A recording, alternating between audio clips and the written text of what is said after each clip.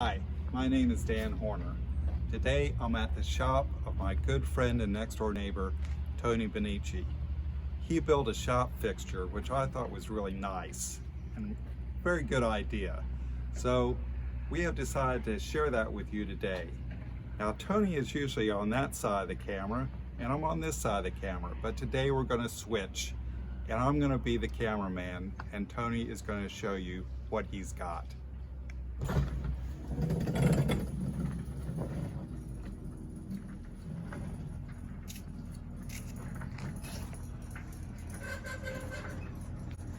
Hi, I'm Tony.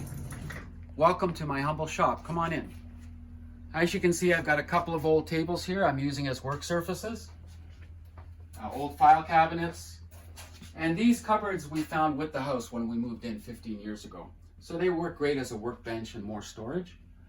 You'll notice something over here that always amuses Dan, my neighbor, and that is I'm using all these bottles to store odds and ends, bits of hardware that often come in handy. And what they are is really just old dog food bottles that rather than throw out or recycle, we keep and label with all these various supplies. And just to show you how OCD I am, here we have a list of all the contents in the same order that they appear on the shelves, and on the reverse side, in case I ever lose my mind, here's a list that's alphabetical. Regardless of what kind of shop you have and what kind of projects you do, what kind of woodworking, we all have a common need, or most of us do at least, and that is to have a way to support our projects, especially our big projects. Now, I'm a sailor and I bought a new dinghy last year and it needed to be painted, refinished on both the outside and the inside. And I didn't want to work on the ground. So I thought, I need a pair of sawhorses. And my first thought, of course, was to borrow a pair from a neighbor or a friend. And then I thought, really, I should have my own. So I came up with this unique design, as you can see here, for these sawhorses. And that's what Dan wants me to show you today. There's a few nice features of these sawhorses that are a real benefit to me, and they might be a benefit to you. And I'm going to go through each of them. One of them, the first one, of course, is the fact that, like many of us, I don't have a lot of storage space. So when I put the sawhorses away, I don't want them to take a lot of room. So these fold up and fit nicely together in this small space I have. But let me pull them out and go over them in detail. So as I mentioned, this is a unique design, but I did borrow some ideas from a couple of websites and put together my own detailed plans and specifications with great precision in this little scribbled diagram here on this one page. Okay, so using this, I have a bill of materials and some measurements and angles and stuff, but I'll explain that as we look at the sawhorse in detail. So another feature of these sawhorses is that even when folded, they're freestanding. So that's kind of convenient. Okay, so another nice feature of these sawhorses is that they're very easy to assemble. It's just a matter of spreading the legs apart, and you'll notice that the shelf falls into place and locks the legs together, so that even under load, the legs cannot spread out. And that's because I used some old 2x2 as a cleat here on the end of the shelf, and that locks the unit into place very nicely. A third benefit, perhaps, besides the fact that they store very easily and open up very nicely, is the shelf itself. It's there for reinforcement purposes, but it's a great place to keep your tools and your supplies while you're working. It prevents me from having to bend all the way down to the ground, which is getting harder and harder to do as time goes on, and also keeps the work area kind of organized, right, where you keep all your stuff together in one place. Now, in terms of the bill of materials, let's go over it.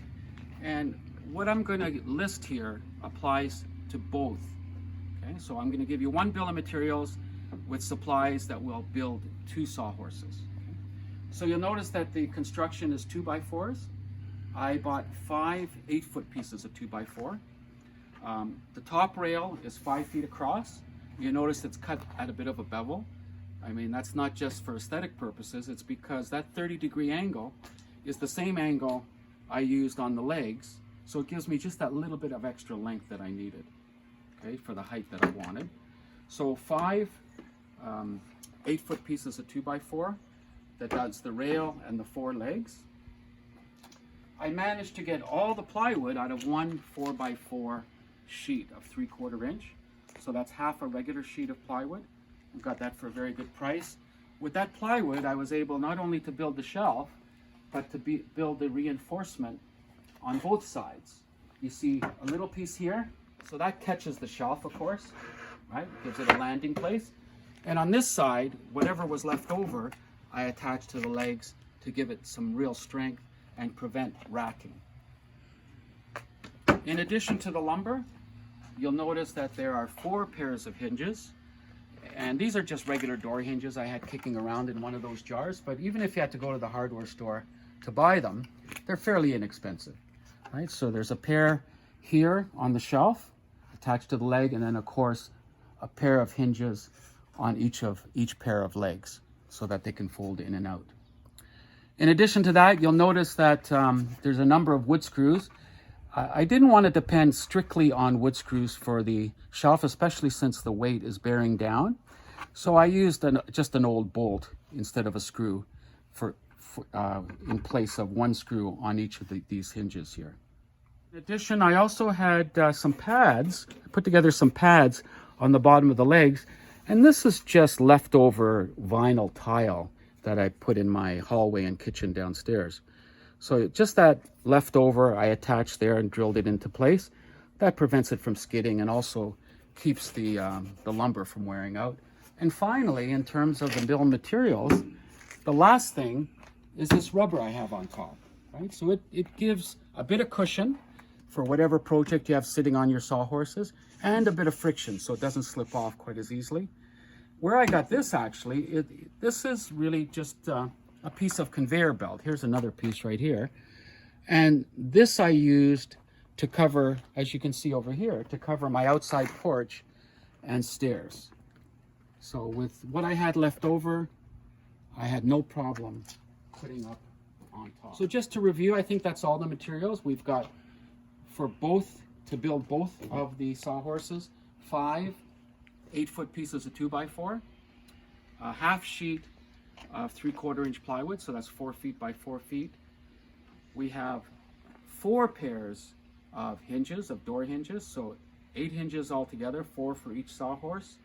And then a few odds and ends in terms of wood screws, a bolt, some pads for the bottom, and perhaps some rubber or whatever else you might have as a protector and cushion for the top.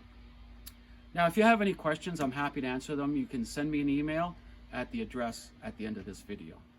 Okay.